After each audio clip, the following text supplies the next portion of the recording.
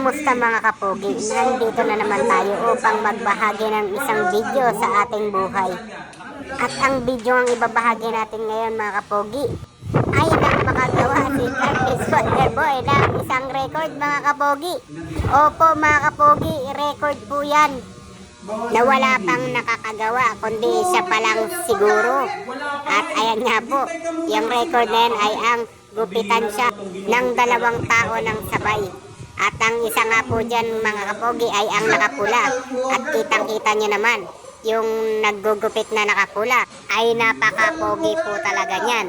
Kaya ayan, inablay niya ang pagiging pogi sa kanyang gugupitan. At shoutout pala sa nakakulay blue na kasama nating naggugupit. Siya po pala si Champ Garindiagan. Isa pong former world title challenger mga kapogi. At mayroon po yung laban sa darating na August 30 sa California. Ayan po. At susubukan natin siyang gawa ng ibang video sa darating niyang laban mga kapogi. At ibalik na nga natin ang record na nagawa ni Car James Martin mga kapogi. Ayan po. Wala pa pong nakagawa yan mga kapogi. Ang ginupitan siya ng sabay ng 2 tao. O, diba? Makikita nyo naman po mga kapogi at totoo po yan. Gumagana po parehas yung panggupit yan. Pero yung nakapula po kasi yan, ano po siya?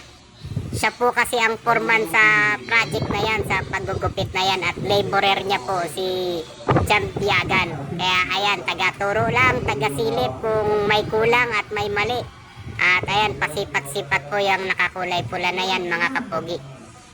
Dahil pag yung nakapula po mga kapogi ay gumalaw na, ay parang napapansin niya mga kapogi na nauubos yung buhok sa lugar na ginugupitan niya mga kapogi. At ayan po, tulong-tulong po yan mga kapogi.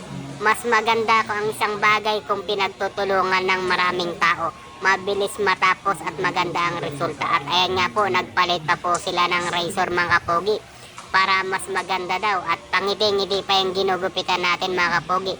Dahil mamaya mga kapogi, maganda po talaga ang resulta niyan. Makikita po ninyo kung gaano kaganda yung mga resulta niyan mga kapogi. Hindi ko alam kung idol niya ba tong tao na to mga kapogi. At yan ang pinangarap niya maging kamuka pagkatapos ng gupitan na mangyayari. Makikita niyo po mga kapogi. At ayan na nga po ang resulta mga kapogi.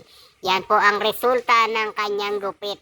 Epekto po ng 2 taong naggupit ng sabay sa kanya mga kapogi. Diba? Kitang-kita nyo kung gaano kagwapo ang ginupitan natin mga kapogi.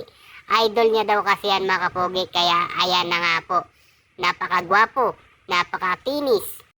At pahingi naman ng isang like, share at subscribe naman dyan mga kapogi.